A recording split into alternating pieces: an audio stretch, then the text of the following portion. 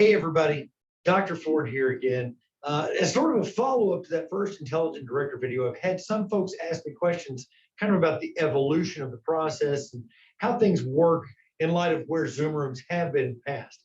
So what I wanted to do is kind of take you through a logical evolution here visually that might help describe that process. Right this second, we're in a single camera view. There's only one camera coming to you live. And what I'm going to do is one of the early things that single camera had the ability to do, and that is auto framing.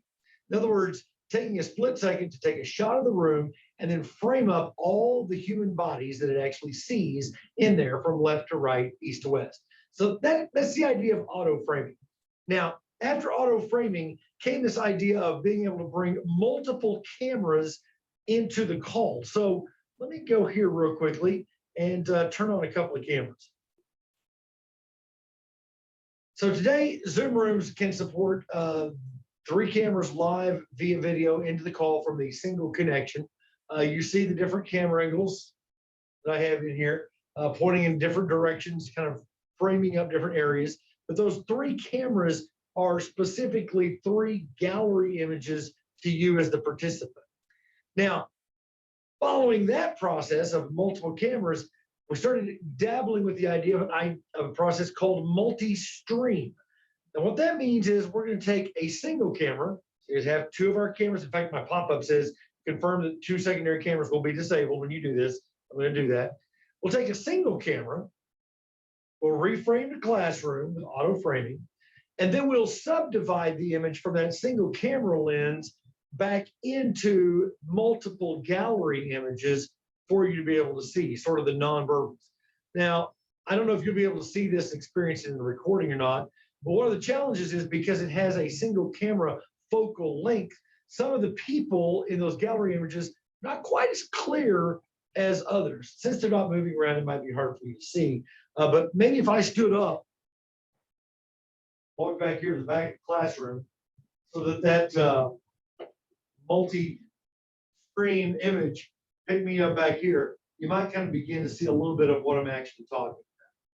So in the world that we're headed to now with Intelligent Director, we're going to have the collision of multiple cameras and multi-stream, so multi-cam and multi-stream, where the intelligence behind these devices begins to determine what the actual best shot of the space is.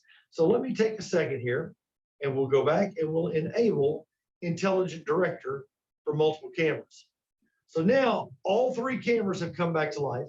They're working in concert with one another to provide you in real time what they believe is the best shot of the people in the room. Now, I know you know this from the first video that I took, but I'm going to kind of prove the point by once again getting up, walking to the back, and as I walk to the back, the other camera will pick me up and say, hey, I have a better shot of Lance now, which makes me look a whole lot more clear to the remote people. Let me transition again from one side of the room to the other. And I'm about 40 feet away from these cameras as I'm doing this. And what's going to happen is the camera will transition to the best view of me, while multiple cameras may actually see my image. The best view of me is determined as that one right there. So this is Intelligent Director, the collision of the multicam that we talked about, that auto framing that we started with, and the idea of the multi-stream. Multicam plus multi-stream gets you Intelligent Director. I hope that makes things a little more clear as you guys are beginning to understand what the purpose of this is, and let you kind of see it in action, as it were, inside a classroom environment. Thanks so much again for your time today. Look forward to seeing you soon.